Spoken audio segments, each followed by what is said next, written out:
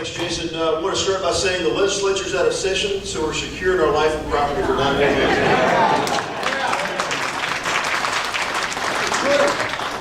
I will be available afterwards if you have some questions. I would say a couple things happened this year. Actually, many things happened this year. Many things didn't. A lot of you all were very involved in reaching out to us, talking about good things and bad things, and I cannot tell you how important it is if there's a bad proposition that's before the legislature that we hear from you all. Because I will tell you, when our email inboxes light up, we can't respond to every one of them within an hour, but it does send a message, hey, wait a minute, SB X has an issue, or House Bill this is really problematic. That is such an important radar for us. Those of you out there who tend to be maybe one or two issue people, you are sometimes into these issues more deeply if something's over in the Senate than I am, because I haven't seen it yet. So I really, really, really appreciate your efforts. A couple things happened this year. First of all, casino gambling died. It's not going to happen this year.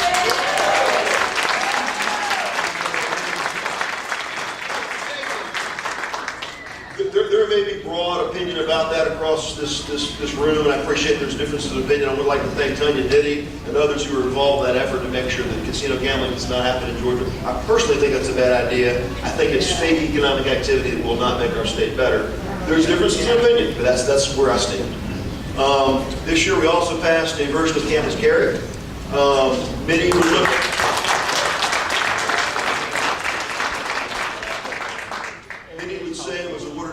But I will tell you, we take the rights of people to be able to protect themselves anywhere very seriously. Yeah. And I think it's something we can't ignore. I'm hopeful it's something this government will sign, and perhaps future governors will be in a place to sign something that's perhaps more respectful of our Second Amendment rights. But as you know, the legislative process, as frustrating as it is the art of the deal.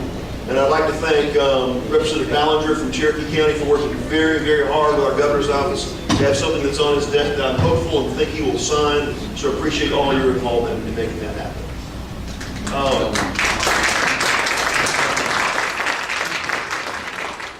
As I said, I'll stick after and answer some questions. I would say one thing, though, that was very, very heavily debated. It started as a really bad issue that had potential, and we kind of morphed it through the brutality of the committee process to get it down to where it needed to be. Senate Bill 1 was a proposition that was intended to address the issue of domestic terrorism, which I think everybody in this room recognizes a very serious issue. The question is, how do you go about doing that? And what was initially filed was worked down through the legislative process. We chopped probably 70 or 75% of that bill down to something very small. In the end, something I think very appropriate, that respected individual rights, that didn't in any way punish protests, didn't in any way undermine the idea of balance of powers between the executive branch with adequate judicial oversight. Those things were vital to us. If you had seen the committee debate on SB 1, it was a brutal and invigorating process of whittling something down to a domestic terrorism approach that I think is where we want to be as a state. It's something every person in this room can be proud of.